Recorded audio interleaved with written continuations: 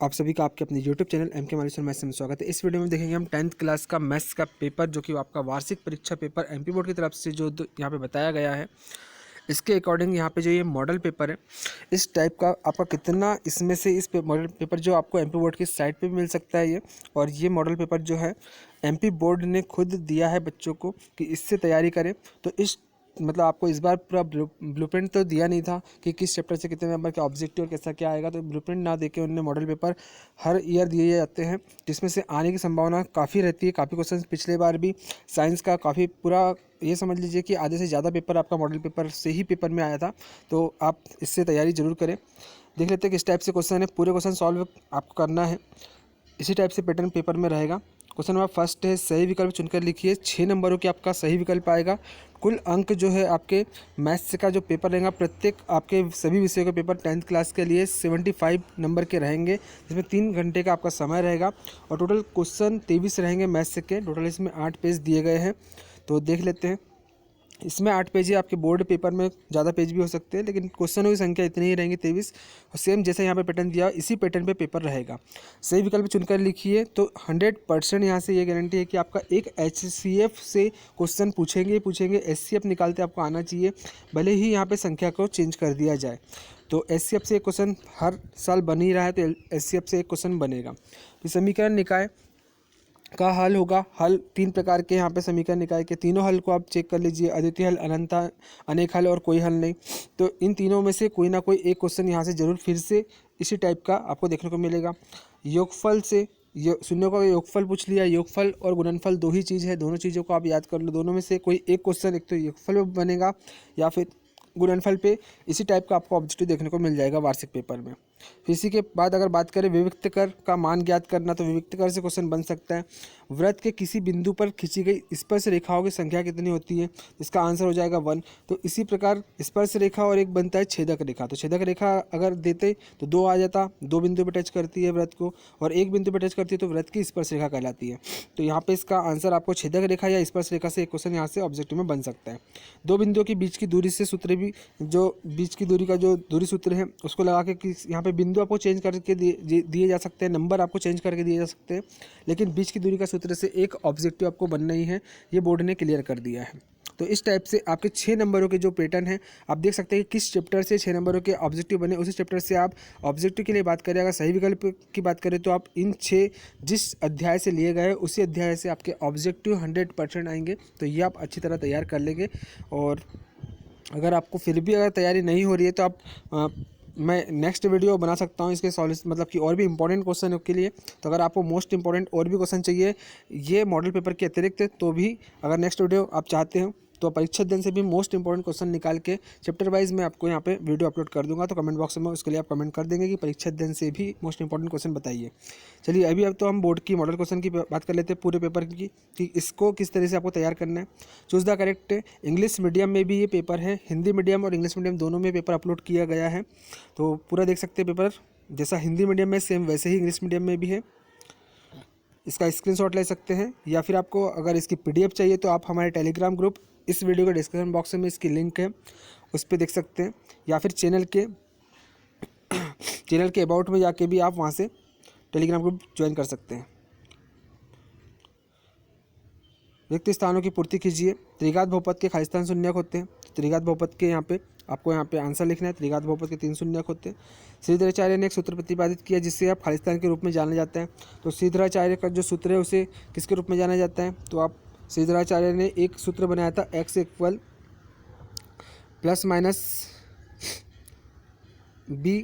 -b +-√b² - 4ac, जिसको हम जब गुणनखंड करने के लिए इसको यूज़ किया करते हैं, -b +-√b² - 4ac/2a। तो ये जो आपका श्रीधराचार्य ने सूत्र दिया था, जब किसी वर्ग समीकरण का गुणनखंड नहीं किया जा सकता है तो उसको गुणनखंड करने के लिए श्रीधराचार्य ने सूत्र दिया था। समांतर श्रेणी 5, 10, 15 अप टू का 10वां पद आपको निकालना है। सभी खालिस्तान त्रिभुज समरूप होते हैं। तो एक निश्चित घटना की प्रायिकता सदैव कितनी होती है, तो निश्चित घटना की प्रायिकता कितनी होती है, 1 होती है। त्रिज्या r वाले वृत्त का क्षेत्रफल का सूत्र, तो वृत्त के क्षेत्रफल का सूत्र πr²। तो ये आपको यहाँ पे पूरे परीक्षा दिन में से देख लेने हैं, पूरे जितने भी यहाँ पे आंसर से इतना इस पेपर को तो अच्छी तरह तैयार करना ही करना है। चाहो तो आप इस पेपर को पूरा अपनी कॉपी में सॉल्व कर लो, उसके बाद में इससे तैयारी करो और फिर नेक्स्ट जो अतिरिक्त तैयारी है उसको भी आप तैयारी करते रहें। तो आप 100 आउट ऑफ 100 मतलब 75 में से 75 आप ला ही लोगे। और अगर आपका अच्छा परफॉर्मेंस रहता है स्कूलों में तो आपको 25 अबाउट मतलब यहाँ पे 25 में से 25 भी स्कूल से दे देंगे, तो यहाँ से आपको 100 नंबर पूरे पूरे मिल जाएंगे। सही जोड़ी मिलाकर लिखिए। तो सही जोड़ी किस टाइप से किस चैप्टर से बनने वाली है तो ये कंफर्म है। इसके पहले क्या होता था कि 8 चैप्टर से ही पूरी, जबकि 6 नंबरों की सही जोड़ी 8 चैप्टर से दे दी जाती थी, लेकिन अब क्या हो गया है यहाँ पे चेंजेस कर दिया पैटर्न में। तो 6 में से अब तब भी यहाँ से 3 नंबर कंफर्म है कि 8 चैप्टर जो आपका त्रिकोणमिति वाला चैप्टर है वहाँ से 3 नंबर की तो सही जोड़ी आपकी बनना ही है। तो आप 8 चैप्टर जो है आपका त्रिकोणमिति उसको पूरा अच्छी तरह तैयार कर ले, पूरे फॉर्मूले उसके याद कर ले, टेबल बनाना सीख ले, क्योंकि टेबल के लिए यहाँ पे अभी आपको दिया नहीं है। जैसे हो सकता है कि साइन 60 अंश का मान आपको सही जोड़ी में पूछ सकते हैं, टेन 60 अंश का मान पूछ सकते हैं, तो आपको इसका टेबल बनाते आना चाहिए। अगर आपको टेबल बनाते नहीं आता है तो टेबल की भी वीडियो मैंने अपलोड की है, आप इसी में 0 से लेकर 360 अंश तक के त्रिकोणमिति टेबल बनाना मैंने बताया है वीडियो में और पूरा समझाया भी है। आसानी से आप टेबल बना सकते हैं, तो उस वीडियो को भी आप डिस्क्रिप्शन बॉक्स में देख सकते हैं, उसकी लिंक दी होगी, या फिर आप चैनल की प्लेलिस्ट में जाके त्रिकोणमिति टेबल को एक बार जरूर देख लीजिए। उसको देखने के बाद में उसको सीख लो और फिर यहाँ से आपके 1 नंबर सही जोड़ी से उसके कंफर्म हो जाते हैं। तो 3 नंबर चैप्टर नंबर 8 से आपकी सही जोड़ी कंफर्म है। घनाभ का आयतन इस चैप्टर से, वर्ग का क्षेत्रफल जो आपका ये चैप्टर है इस वर्ग वाला, और घनाभ का आयतन मतलब कि इससे एक प्रायिकता वाले चैप्टर से आ जाएगा, और एक ये एरिया निकालने वाला जो क्षेत्रफल आपका जो चैप्टर है क्षेत्रमिति, उससे आपको यहाँ पे 2 नंबर के सही जोड़ी और एक प्रायिकता वाले पार्ट से आपको 1 नंबर की सही जोड़ी मिलेगी। तो इस तरीके से आपकी टोटल 6 नंबर की सही जोड़ी कहाँ से तैयार करना है आपको समझ में आ गया होगा। इसके बाद में प्रत्येक का एक शब्द वाक्य में उत्तर लिखे। तो ये जो क्वेश्चन है शून्यों की संख्या बताने वाला, ये लगातार पेपर में बन रहा है। अभी तक के ये 2 नंबरों के लिए अलग से 2 नंबर वाले क्वेश्चन में पूछ रहे थे, तो इनने अभी शून्यों की संख्या बताने के लिए बोल दिया। इसमें कई बच्चे डाउट हो जाता है उनको, एक बार मैं आपको क्लियर कर देता हूँ क्वेश्चनों को। यहाँ पे इस तरीके से ग्राफ बना हुआ है, इन्होंने इस तरीके से ग्राफ बनाया हुआ है, ऐसा और ऐसा। इसमें शून्यों की संख्या मतलब कि ये जो एक्स अक्ष है, इन्हें यहाँ पे ये क्लियर नहीं किया कि एक्स अक्ष की शून्यों की संख्या बताइए या फिर वाई अक्ष की, क्योंकि ये वाला होता है आपका एक्स अक्ष और ये वाला होता है वाई अक्ष।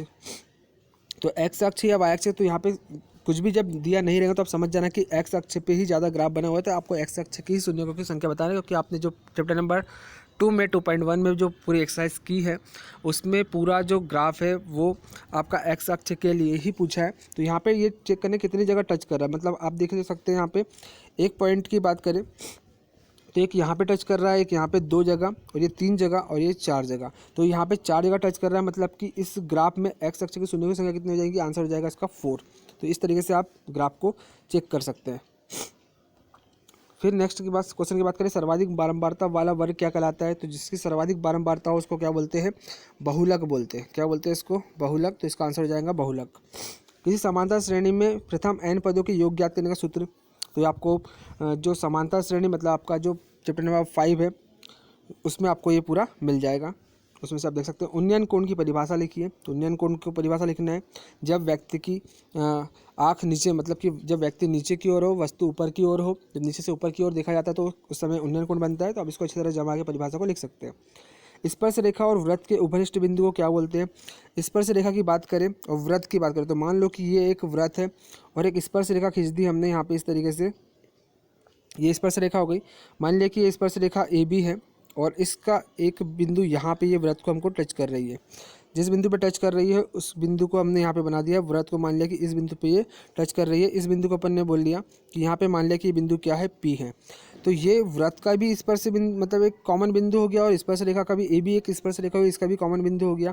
तो इस बिंदु को क्या बोलेंगे, उभयनिष्ठ बिंदु मतलब कॉमन बिंदु को क्या बोलेंगे, तो इस बिंदु को बोलते हैं स्पर्श बिंदु बोला जाता है।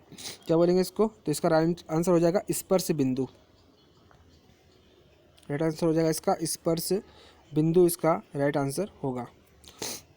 चलिए देख लेते हैं नेक्स्ट क्वेश्चन। शंकु के आयतन का सूत्र आप देख लेंगे।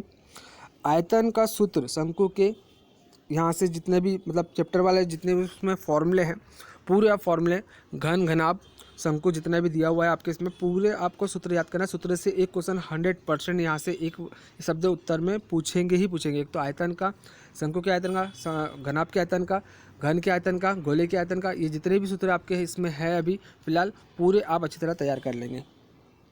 इसके बाद बढ़ते आगे की ओर। क्वेश्चन नंबर 5, निम्नलिखित में से सत्य सत्य लिखिए। तो आप सभी देख लेंगे, अगर हर एक चीज़ समझेंगे तो वीडियो थोड़ा लॉन्ग बन जाएगा, इसलिए मैं क्वेश्चन आपको पूरे बता देता हूँ कितने क्वेश्चन इसमें आए हुए हैं, कितने तैयार करें। अगर आपको पूरे क्वेश्चनों के सॉल्यूशन चाहिए तो कमेंट बॉक्स में कमेंट कर सकते हैं, मैं आपको पूरे क्वेश्चनों के सॉल्यूशन के साथ में भी वीडियो सॉल्व करते हुए अपलोड कर देंगे। क्वेश्चन नंबर 6 गुणनखंड करने के लिए आएगा। क्वेश्चन नंबर 7 जिस टाइप के इसमें क्वेश्चन दिए उस टाइप के दूसरे क्वेश्चन आएंगे, बस संख्या एक बार चेंज कर दी जाएगी, या फिर यही का यही भी क्वेश्चन पेपर में आपको मिल सकता है। काफ़ी क्वेश्चन इसमें से रिपीट हो सकते हैं, जैसे कि यहाँ पे जो क्वेश्चन लिए मोस्ट इंपॉर्टेंट क्वेश्चन है इनके, ये क्वेश्चन काफ़ी बार पेपर में आए हुए हैं, तो इन्हीं क्वेश्चनों को आप अच्छी तरह तैयार करेंगे। क्वेश्चन नंबर 9 दो नंबर वाले कितने क्वेश्चन आना है तो आप यहाँ से चेक कर सकते हैं। 6 से लेके क्वेश्चन नंबर 6 से लेके 1 2 3 4 5 6 7 और 8 9 10 11 12, मतलब कि आपके 12 क्वेश्चन 2 नंबरों के होंगे, 24 नंबर आपके 2 नंबर के क्वेश्चन से ही मिल जाएंगे। तो अच्छी तरह क्वेश्चन देख लेते हैं अपन। क्वेश्चन नंबर 6 से स्टार्ट कर लेते हैं। Question number 6, question number 7, question number 8, question number 9। English medium Hindi medium दोनों में क्वेश्चन है। आपको 10th क्लास के पूरे विषयों के मॉडल पेपर में यहाँ पे जल्दी ही अपलोड करने की कोशिश करूँगा, तो आप पूरे क्वेश्चन पूरे मॉडल पेपर देख लेंगे। पूरे ही वीडियो आपको पूरी कंप्लीट 10th क्लास के सभी विषयों की आपको चैनल पे प्लेलिस्ट में मिल जाएगी। 10th क्लास में अलग अलग विषय में आप देख सकते हैं, प्लेलिस्ट में चेक कर सकते हैं पूरी वीडियोस। और पिछले साल जो पुराने ओल्ड पेपर भी है, वार्षिक पेपर, वो भी यहाँ पे अपलोड है, तो आप उसको भी चेक कर सकते हैं प्लेलिस्ट में जाकर सारे विषयों के।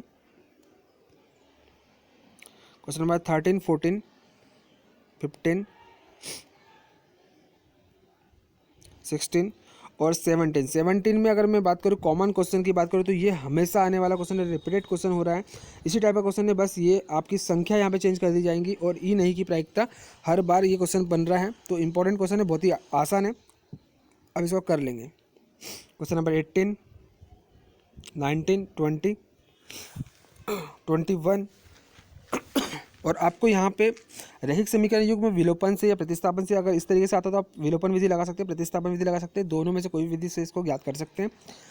4 नंबर के लिए विलोपन प्रतिस्थापन को सीख लीजिए आसानी से, वो भी नहीं आती है तो आपको चैनल की प्लेलिस्ट में वीडियो मिल जाएगी। विलोपन विधि प्रतिस्थापन विधि दोनों विधियों की वीडियो मैंने अपलोड की है, तो उसको आप वहाँ से जाके चैनल के प्लेलिस्ट में जाके सीख सकते हैं, तो देख के आप सीख लें उनको। और फिर भी कोई दिक्कत है तो आप कमेंट बॉक्स में कमेंट कर दें, इस पर भी वीडियो बन जाएगी। धरती पर एक मीनार ऊंची खड़ी मीनार है ऊर्ध्वाधर, तो ये भी इससे भी आपका मीनार से एक क्वेश्चन बनेगा। और ज़्यादातर बोर्ड की बात करें तो मीनार की ऊंचाई याद करने वाले जितने भी क्वेश्चन आपके अंदर बोर्ड में, मतलब जितने भी बुक के अंदर क्वेश्चन है उतने पूरे तैयार कर लें, क्योंकि मीनार की ऊंचाई वाला क्वेश्चन ज्ञात करने के लिए बोर्ड का मोस्ट इंपॉर्टेंट क्वेश्चन होता है। क्वेश्चन नंबर 22 23 बात करें यहाँ पे 23 में तो 3 चीज़ें आपके पास में है, माध्य, माध्यिका, बहुलक, 3 चीज़ें हैं। 3 में से तीनों चीज़ें आप अच्छी तरह कर ले तो 3 में से कोई एक ना एक तो आपको पेपर में देखने को मिलेगी। माध्य के साथ में बहुलक मिल सकता है या माध्य के साथ में माध्यिका मिल सकती है, लेकिन माध्य कॉमन है कि माध्य आता ही आता है और बहुलक भी अभी लगातार आ रहा है। तो माध्य के साथ में देखो, जैसे कि आपको यहाँ पे बहुलक देखने को मिल गया, माध्यिका को नहीं पूछा। अगर इसमें बहुलक और माध्य दिया है तो हो सकता है कि आपके मेन पेपर में माध्यिका और बहुलक पूछ ले, या माध्य तो कॉमन है कि माध्य तो पूछते ही पूछते हैं, साथ में बहुलक की जगह पे माध्यिका पूछ सकते हैं। तो बहुलक को भी अच्छी तरह तैयार कर ले और माध्यिका को भी। और मेरे हिसाब से तो अगर आप एक भी नंबर नहीं खोना चाहते तो आप तीनों चीज़ें अच्छी तरह तैयार करें। माध्यिका, माध्य और बहुलक बहुत ही आसान है, 4 नंबर के लिए बहुत ही ईजी क्वेश्चन है, तो आप कर सकते हैं। इस तरीके से आपके टोटल 23 क्वेश्चन आएंगे, जिसमें 4 नंबरों के टोटल जो क्वेश्चन है वो 3 क्वेश्चन आपके 4 नंबरों के हैं, और 3 नंबर के लिए 1 2 3 नंबर के 3 क्वेश्चन, 4 नंबर के 3 क्वेश्चन और 2 नंबर के 12 क्वेश्चन। इस तरीके से आपके टोटल 75 नंबर हो रहे हैं सभी को क्वेश्चनों को मिला के, तो आप अच्छी तरह तैयार करें। और नेक्स्ट वीडियो में मिलते हैं इसके नेक्स्ट सब्जेक्ट के साथ में। चैनल की प्लेलिस्ट में पूरी वीडियो आपको मिल जाएगी, 10th क्लास के अलग अलग सब्जेक्टों की पूरी वीडियो यहाँ पे अपलोड है। चलिए मिलते हैं नेक्स्ट वीडियो में, तब तक के लिए नमस्कार, धन्यवाद, आपका दिन शुभ हो।